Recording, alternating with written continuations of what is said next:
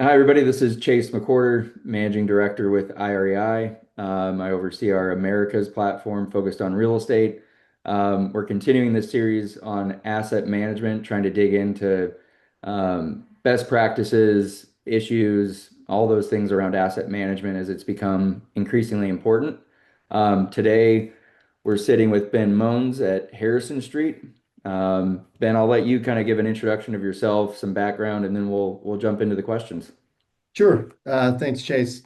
Yeah, so I head up our global platform here at Harrison Street, focused on real estate.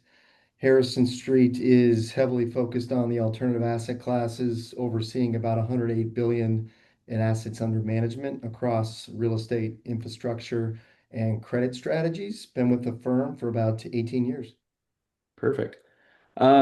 So today we're going to drill down on senior housing. I know you guys do a lot, obviously, in the alternatives, but wanted to talk specifically about senior housing today and wanted to provide some backdrop on where this kind of came about. And I've referenced this in this whole series we're doing. We're going through, I think, 12 different property types. The purpose is, again, going back to 2024, seeing a lot of research, a lot of narrative coming out, just everybody wanting to focus on asset management. And ultimately, what we kind of looked at it as was we just want to drill down and talk to experts about specifically what that means. Um, Rather than just letting it go as, okay, everybody's going to focus on asset management. So, starting with the very basics here. So, how do you define in your role asset management? Sure. Well, look, I mean, I think our mission statement, more broadly and simply put, is really to establish, adapt, and execute the strategic business plan for all investments, right? Yeah. We try to do that through active asset management, with the goal of generating attractive risk-adjusted returns. I think the guiding principle for us is fiduciary. So all of the decisions and recommendations that we make are made in the best interests of our investors.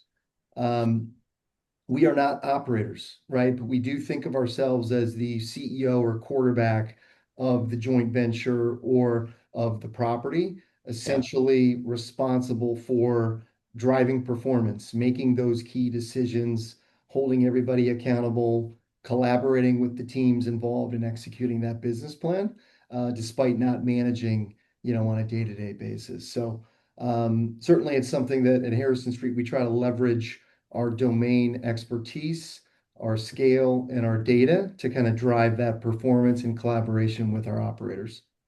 Okay. So, you kind of mentioned the day to day. So, what does the day to day look like from an asset management perspective? I mean, is that as the quarterback CEO working with operators? I mean, in the investment process, is asset management sitting on an investment committee? Just kind of maybe take us through kind of the day to day and what that looks like for you. Yeah, I mean, look, we might have a plan when we walk into the office and what we're planning to focus on, but the day-to-day is highly variable. Yeah. Um, it might be helpful if I just start from the beginning, right? Yeah. How does asset management get involved? On new opportunities, we support the transactions team, right? We're operating a very large portfolio. We're Hmm. mining that data. We're using that data to enhance investment decisions, form form investment strategies, and screen new investments. That is a component of our job that we do. Um, as I mentioned, we're here to execute the business plan in Yeah. line with fund level objectives, and our strategy. And how do we do that in the most basic sense? We're overseeing our JV partner. We're overseeing our third party manager. We do that through weekly leasing calls, uh, updates, executive committee meetings, but we also do that through the creation and implementation of an annual business plan and operating budget. That sets the stage for our team and that joint venture as to what the parameters are, what's the business plan, and what are we focused on to drive that year over year NOI performance, hopefully in line with underwritten expectations, but certainly, in line with the reset budgeted expectations. Hmm. As we monitor performance, right, we're reviewing monthly financial reporting packages. We're going on site, meeting with the teams. We've got this regular correspondence and cadence with the team to walk the asset, address physical issues, talk about any operational issues that pop up. Oftentimes, we're very involved in executing all of the leasing initiatives across the portfolio. I think when you look at the breadth of our portfolio size in many of the sectors that we operate, we've got an unfair advantage in terms of the knowledge, current market trends, a wide swath of operators that we deal with. We certainly track a number of the KPIs to understand those trends, whether it's releasing spreads, renewal rates, rent growth, escalations, et cetera. Um, Furthermore, I think it's, a big initiative of ours is kind of prioritizing reinvestment needs, right? So looking at the investment, where can we infuse additional capital to maximize value, address any deferred maintenance? Oftentimes we'll incorporate that into the annual business plan, but then Okay. throughout the year, we'll hone in on that actionable capital plan and then create an economic analysis for it to say, look, is this return on cost acceptable? Is it defensive capital measures to protect the investment? Okay. Um, I'd say, more at the granular level, looking to identify portfolio and investment level value add opportunities. That's a big component of our job. Hmm. We are looking at things like utility procurement, working through solar energy installation, trying to partner with groups to install water savings device that reduce utility costs. Those types of things that can enhance the incremental NOI is part of our job as well. Okay. When I think about the different funds that we oversee, right, we've got open-ended vehicles that have mark-to-market quarterly. There's a big valuation component in the work that we do within asset management. So driving clarity around valuations is key. Critical component of our day because ultimately that informs how we protect and enhance investor returns. That could be through disposition, through refinancing, or just reinvesting in the assets like I mentioned before. Yeah. Um, our closed-ended vehicle, right? We're active in ground up developments. Part of our day-to-day is overseeing ground up developments alongside our vertically integrated development team. Working with them to making sure that, we're on time, on budget, we're building in accordance with the designs and plans, and we're kind of meeting expectations from that standpoint. And then, maybe just a couple others I'll mention, analyzing our recurring debt obligations. That's a big component, working with our capital markets team, ensuring we're in compliance with loan docs. We're sourcing, coordinating, closing the loan activity. If there's a loan maturity coming up, if we need to meet a debt service covenant, what are some of those things along with performance and operations that go hand in hand to meet the business plan. And then I'd Hmm. say finally, as we're nearing the end of a hold period, we pull together some annual hotel analyses. And Okay. anytime there's a decision point, right? Whether it's a refinance or a sale, we have decisions. Let's take a look at it. Let's dive a little bit deeper. What's going on in the market? Layer that with what's going on at the asset to say, is this the right time to exit? What does that scenario look like? Or can we refinance? Can we cash out? Or partner considerations, layering in all of that to determine the optimal time to maximize returns via an exit. Okay. So So those are just, I ran through a number, but those are a number of things we do, on a day-to-day basis.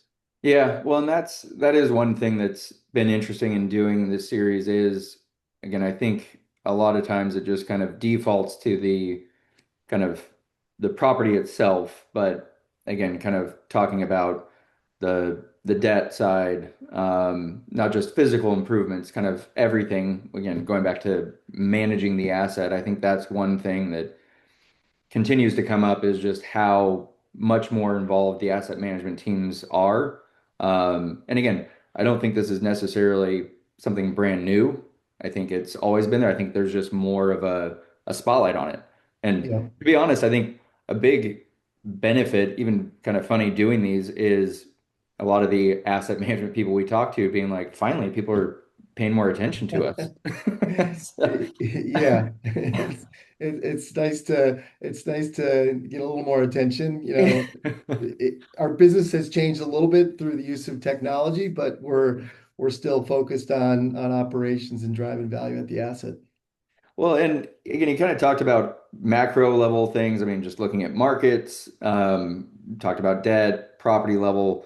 I mean, across all of those aspects, I mean, what would you say are some recent trends in asset management? Maybe things that weren't as prevalent 5 years ago, not necessarily because of the market, but just again, uh, shifts in at the macro level, Yeah.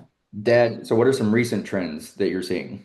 Hey, look, I mean, it's been interesting over the past several years, right? Alternative sectors have become a little bit more mainstream. Hmm. Capital's continuing to flood into the alternative space, both existing and new entrants. We're seeing that often that Odyssey core funds are looking to gain exposure to, senior housing and student housing. I do think many investors are realizing the benefits of investing in demographic-driven real estate, Yeah. given the supply-demand imbalance. Um, I think it used to be more about investing in the right sector. I think a macro trend that we're seeing now is much more about how you Yeah. operate and what you own. Especially in the niche asset classes where operations is a bit more nuanced. I think the narrative of you know, thematic investing and Hmm. relying on cap rate compression. We talked about this a little bit, or market momentum. That's no longer adequate, right? Yeah. I think owners, with operational scale, with continuity in their leadership and transparency across a large portfolio, I think those are the managers that are going to create kind of an unfair advantage. Hmm. Um, for us, and this is not to say it wasn't a focus before, but for us, alignment is critical. It's critical Okay. in terms of driving incremental value, especially in today's environment where we're leaning into greater operational intensity, right? We're constantly underwriting our operators as much as the asset itself. We're Okay. ensuring that proper alignment exists, and that alignment needs to exist with operators, lenders, tenants, really just to effectuate the business plan. Okay. I'd say maybe another trend I'll mention is just consolidation with managers, right? You've seen that Yeah. more and more in the news. Managers trying to gain scale, trying to leverage their data and their operating expertise.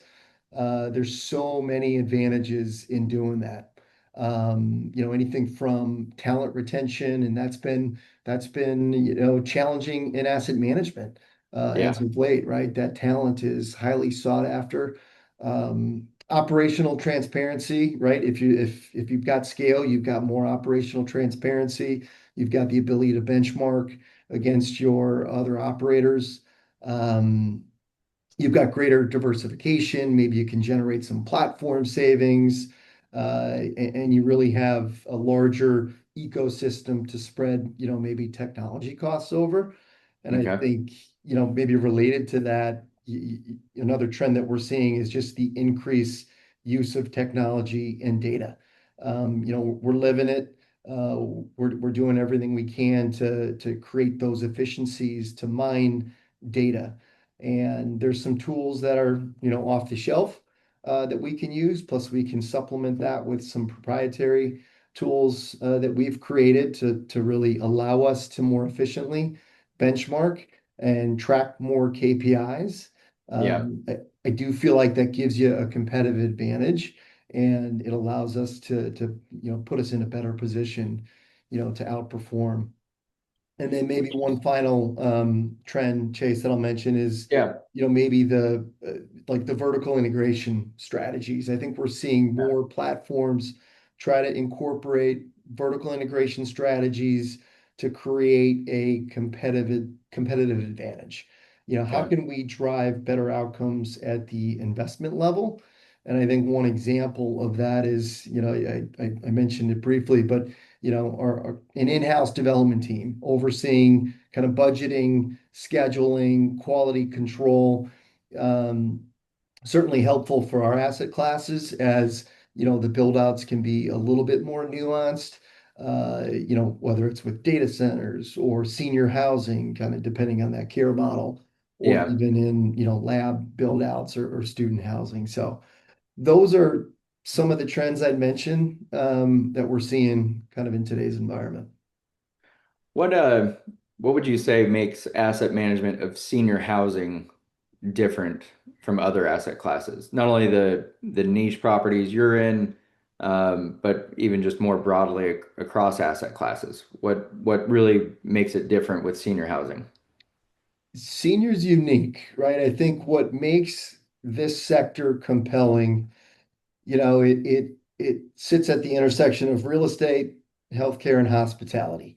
It Yeah. has a very durable demand profile. Many of the senior housing communities that we invest in have full continuum of care. So independent living, assisted living, and memory care Okay. under one roof. It allows the resident to age in place. Okay. Um, Therefore, unlike a traditional asset class, demand is largely needs-based, right? It's driven by an aging population that's continuing to grow with limited new supply. We've got a fair amount of experience, in this space, over 43,000 units. I think we've seen it all. Um, but I'm always surprised. In our experience, operator strength here is paramount. That's different than any other asset class. I think we recognize how critical that is, and we do a couple different things to address that. We hold an operator conference, once a year, bringing together the COOs, the sales and marketing directors, kind of the regional ops leaders and the clinical ops leaders, just to really focus on, staffing models, labor efficiency. 60 to 70% of total cost is labor costs. So it is one of the areas that we do focus a heavy amount of. Okay. We talk about, ways to expand margin, quality of care, regulatory issues or sales tactics. It's really a forum for us to bring these operators together that are best in class in their region and share best practices. And they're open to doing that because largely they don't compete with one another. Yeah. Um, it's a great way to learn, the business. Senior housing is a high operating leverage business, right? Yeah. Therefore, there can be some volatility and it can impact the overall investment outcome. So for us, underperformance in a lot of the areas that I mentioned has a direct impact on the bottom line. We saw Okay. that in COVID when occupancies dipped, and now we're seeing just dramatic year-over-year increases in NOI to the tune of 20 to 30%, for the past couple of years. Um, we work very closely with our operators to really identify ways to handle those pressures on wages, Yeah. talent retention, the sales conversion, and really just resident experience and some of the care costs, right? And I think having the operational visibility across a number of regional operators allows us to be more proactive, allows us to be a better partner, allows us to ask better questions. Hmm. Um, I think a couple other areas where I think I'd like to highlight between a traditional asset class and senior housing. Senior housing has, generally shorter duration leases, right? Yeah. Average stay of a resident is about 2.5 years. I think that allows for kind of a faster price reset. It allows for margin protection. Again, we saw that during COVID. If there was inflationary pressures, we could reset the rent. We're seeing, dramatic increases, outsized increases in rental rate year over year to the tune of 5 to 7%. Last year, this year, we continue to foresee the ability to sort of pass along those rent increases going forward, just given the supply demand picture today. And then I think lastly, senior housing is different because oftentimes you're not marketing to the Yeah. prospective resident, right? You're marketing to the adult children. They Yeah. are typically the decision maker. They place a greater emphasis on care quality, how that care evolves, how a resident moves through the property, how the costs change. They want to understand programming. They want to understand, hey, is your leadership on site stable? What are your staff to resident ratios?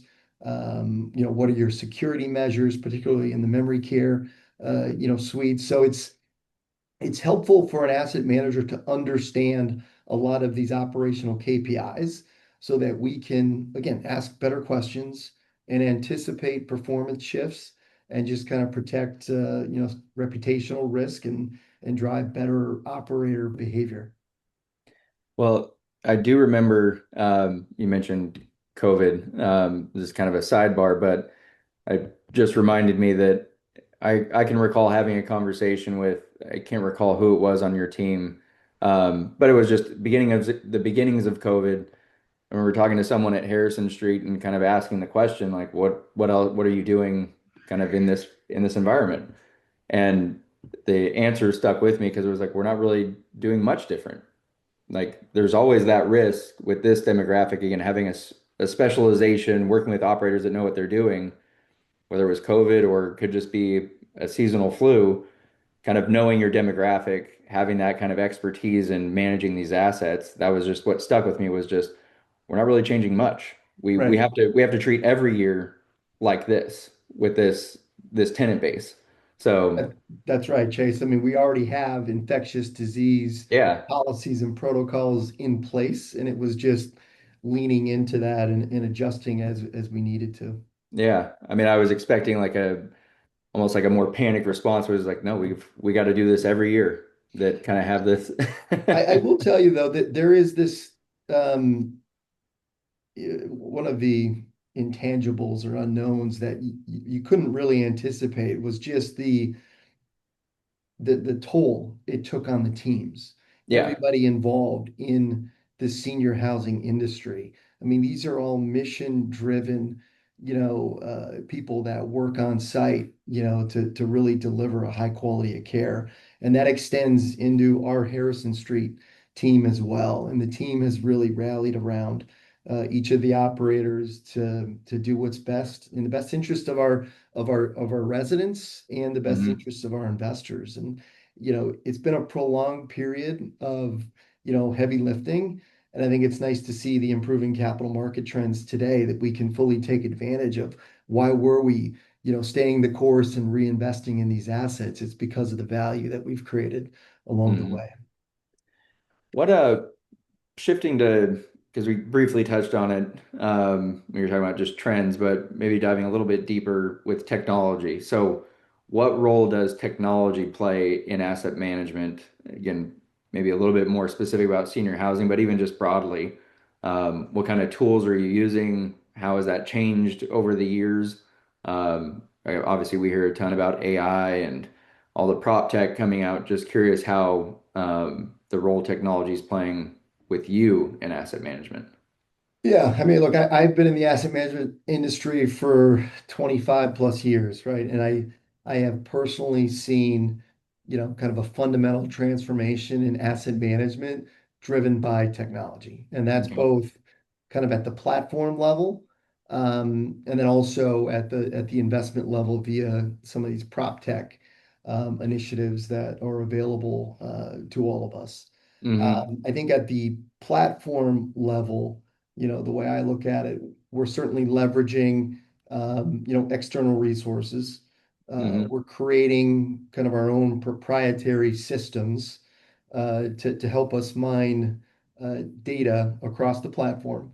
That's helping us with, forecasting, capturing some operational KPIs, creating portfolio dashboards, and the like. We used to do that, 10, 15 years ago. It was a little bit more manual. Yeah. Maybe you've got issues, fat finger issues from an accuracy standpoint. But again, we're seeing more efficiency, and that automation is helping us, focus on some things and interpret that data. Okay. We have built kind of a data warehouse, and I think a lot of larger managers, have a similar feature where you're now integrating your financial modeling and analysis into a data warehouse that, efficiently allows you to update scenario analyses, right? Hmm. That's going to help you drive strategic decisions on a real-time basis. I think the other component that we've done, we've kind of layered on a cloud-based AI-enabled, software platform to centralize portfolio monitoring, help us with the valuation work, help us with, just general data collection and reporting. And Yeah. that's allowed us to gain some efficiencies as well. When you look more uniquely at some of the things that we're doing, in our longer duration lease portfolio, we're utilizing kind of an AI, tool to help us generate accurate lease abstracts, right? And we can pull that information, anything from, tenant improvement dollars, escalations, rental rate, uh, releasing spreads from prior rents to just capture information a little bit more quicker, more efficient, and with a greater accuracy. So I think those are some of the tools that we're using. Okay. You look back in the day, 15 years ago, when you were negotiating energy contracts, there's an archaic process negotiating directly with the energy brokers in some of the deregulated markets. Now our efforts are trying to centralize that utility procurement effort with technology. Using technology to get to a wider audience, to get to more real-time pricing to save on costs from that standpoint. So there's a lot of platform options available that we're incorporating. And then, as you get down to the investment level, there's Yeah. certainly been some innovations at the property level where we're leveraging.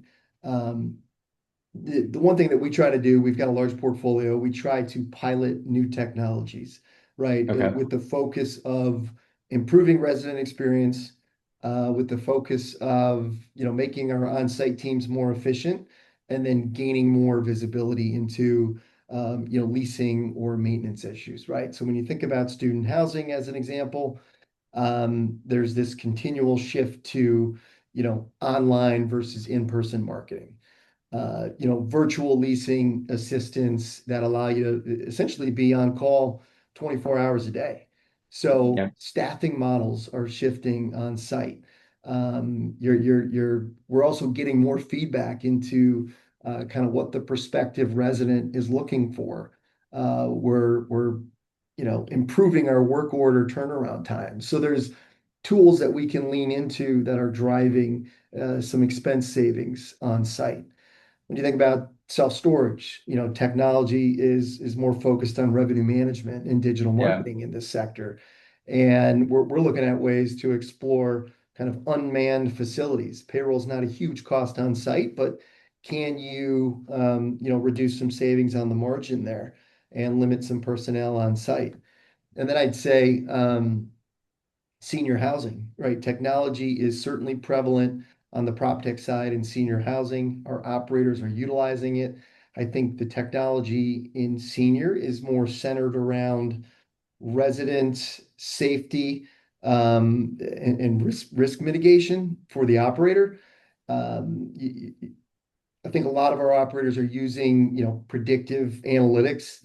One of the Yeah. big ones is kind of fall detection sensors, right? That they actively monitor, a resident's movement And then there's a notification to the nurses if there's been an incident.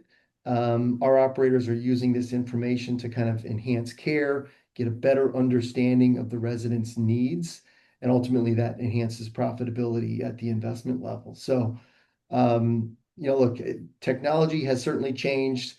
It gives us an ample opportunity to incorporate it in our day-to-day. It's elevating asset management.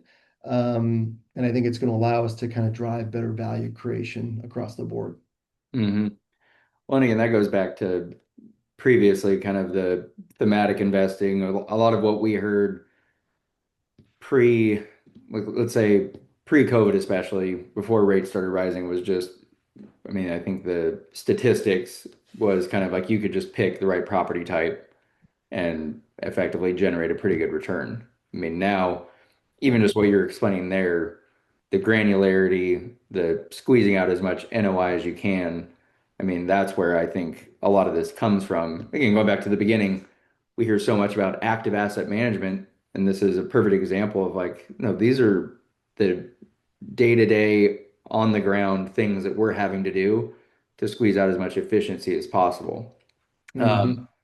And I'd say a lot of this, it wasn't just I or I curious about this. I mean, I can't say how many discussions we had kind of off the record with investors, whether our editorial board or conference, whatever it might be with the publication. And there was a lot of investors kind of asking these questions. And I think that kind of leads to the next question. I mean, what insights do you have for investors when it comes to asset management? I mean, what should they be asking during their due diligence phase? Yeah, yeah. I mean, look, I've come to realize that asset management means, different things to different people. Yeah, I'm certainly proud of the way that we've built and developed the asset management team at Harrison Street. I think we've been very, deliberate in our approach. We're not operators, but we work very hard to kind of create value through operations yeah. by leveraging our scale, our data, and our domain expertise. Again, our approach is just deliberately different, right? Trying to identify areas where we can make an operational impact without disrupting operations. And I think that's why we work well with certainly our senior housing partners and others in the space that need that space to operate, but that they can also lean in to our platform and some of the ways that we can differentiate. There's no question we're responsible for long-term value creation, but I think with our team of domain experts, who need to understand the full investment life cycle, um, I think if you can do that, our function not only can solve issues, it drives better outcomes through, creative solutions and collaboration with our partners. So,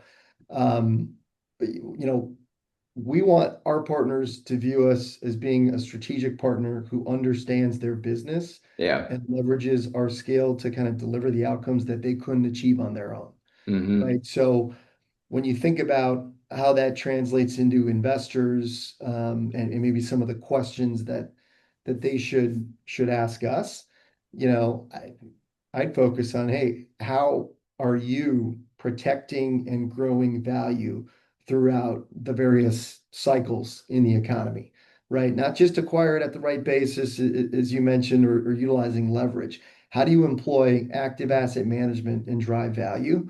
And some of the questions I'd probably ask is, um, what's your edge? What's your core competency? How is your platform unique? And how does that show up in your track record? Um, why do operators want to invest alongside you?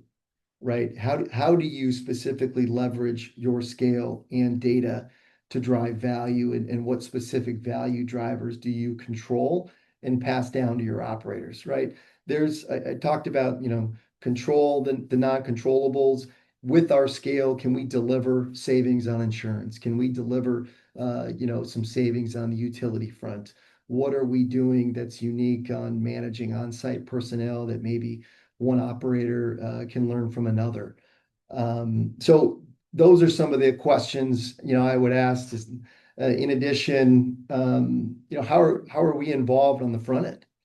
In a new opportunities, life cycle, does asset management team get involved and when do they get involved? So I think you want a clear understanding of the working relationship between the various functions of the firm, and that's not just asset management to transactions. That is, asset management to transactions, to capital markets, to portfolio management, to research. They all need to be, speaking to one another as you evaluate new opportunities and manage, a large portfolio to, take away some lessons learned and modify investment strategies along the way. Um, and then maybe lastly, I'd say, how do you structure your team? How do you think about, asset count? Do you have the bandwidth to handle difficult situations if you need to evaluate alternate uses? If you need to pivot the business plan, how do you think about that? You mentioned earlier, and I'm not sure I addressed it, but having a voice on IC. Asset management does have a voice on IC.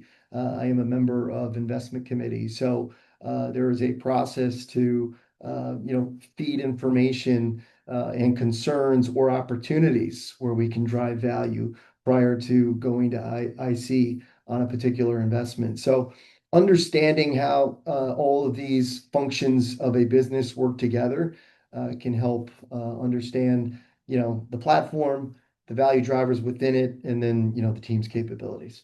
Yeah, on that, I am happy you kind of fully address that as far as the IC, because that's one thing that comes up is just if you're the ones executing the business plan, I mean, you can buy it at a great cost basis, all those kind of things, but if you're not executing the business plan, and I think that's where increasingly another kind of thing we've been working on is you're looking at performance returns over the last, let's say, 7, 8 years. I think you can see a clear difference. Again, all groups could be struggling with higher rates and all that, but you can kind of see the groups that have more active asset management are controlling and improving NOI. It's like you can't control where rates are, kind of the price you'll get, but you can see a huge difference. And I think that's where we see this kind of last few years of kind of people going through the stages of grief as rates were rising and all that. I think the optimism that we've seen going into this year is groups that have more of a real estate kind of expertise, the asset management, they're excited for this. It's like finally you can actually see Yeah, a clear difference in what we're doing versus just everybody's benefiting from low rates. We're seeing all these great returns. It's like now you're kind of seeing, okay, these are the guys that know what they're doing in generating healthy NOI. So I do think that that's at least what we've seen, even though we're seeing this research about needing to be more active asset management, it's coupled with those groups, I'm not speaking for you, but more excited about it. Like, yeah, okay, finally, you can see what we're doing that makes us different versus just real estate tourists that wanted to just get into a good asset class for 15 years as rates went down. right. Um, I guess last question, and we'll let you go is, I mean, looking at the year ahead and even beyond that, I mean, what are your expectations, broad outlook when it comes to asset management? I mean, look, I think entering the year, I think the market was well positioned for multiple rate cuts, right? Yeah, I'm no economist, but 2 to 4 rate cuts. Yeah, I think now with the Iran war, other macro events, I think, it appears that we're kind of resetting more to a limited easing cycle. Maybe there's one rate cut, 1 to 2 rate cuts this year.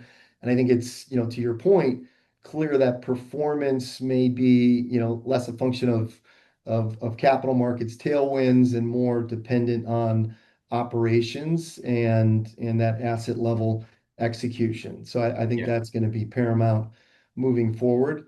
Um, I do think capital will continue to flood into the alternative asset classes. There's strong fundamentals there. That's going to bode well for managers who have a large portfolio, who have that visibility into, in-place performance and balancing that with what's going on in the capital markets that might make for more spirited hold sell discussions in terms of, take some chips off the table today and harvest a solid return, or see if you can get, 1 to 2 years, 3 years of really some strong fundamentals and see where cap rates go from there. Um, just to kind of close the loop on technology, I do think AI and predictive analytics is going to continue to play a important role going forward. Could change the game in terms of how we look at some things. We are seeing some shifts into more forward-looking um, tools that can kind of anticipate demand, and whether that's student housing pre-leasing, or anticipate operational issues, on site. So all of these systems, whether they can become available to others or you have to build on a proprietary basis, I think it's just going to help, drive more and more efficiency and better performance going forward.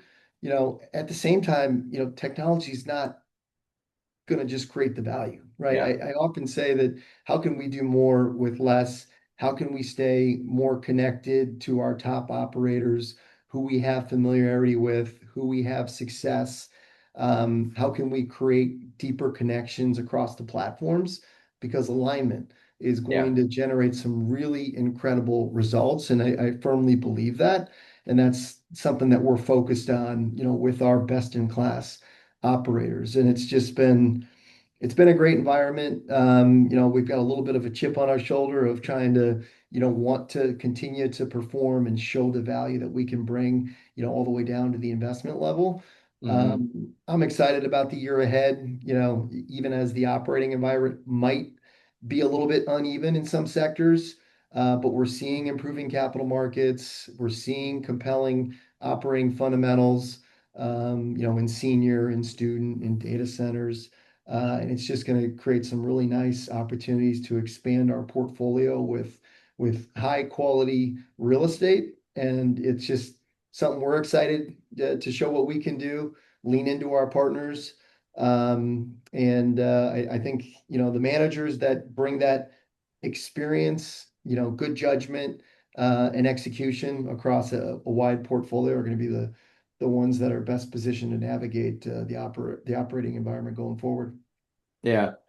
Well, and I mean, to your point about technology, I think that was another thing we saw, and this is going back to 2016 to 19. I mean, I think there was so much new prop tech, things like that. And it was just trying to identify what's actually like a valuable tool versus just the ability to show that you're using technology. Like, I think now we're at the point, and I'd say largely driven by people in the asset management position being able to identify, okay, this is actually driving incremental value, creating efficiencies versus just putting on Google Glass and like you can see a cool tour of a property. I mean, there are so many examples where you're looking at these things like what's the actual value here versus just technology for the sake of technology. Right, right. So I do think, again, I'd venture to guess that a lot of that falls on you guys to kind of flesh out, do the kind of pilot test with it to see what works. And yeah, I'm personally curious to see how that evolves the next, 12 months. But I just want to thank you for taking the time. That's the end of these questions. Appreciate again you taking the time, sharing your thoughts. Um, Again, going back to the beginning, the purpose of this is just to dig into, okay, what does it mean? Like what are you actually doing on the ground to drive that incremental value? And I think you've addressed a lot of that. So yeah, I want to just thank you for taking the time. And yeah, we'll maybe look to do a follow-up here, maybe at the end of the year to see how it has evolved. You bet, Chase. And thanks for having me on. Appreciate the time. All right. Good to see you. Take care. Bye.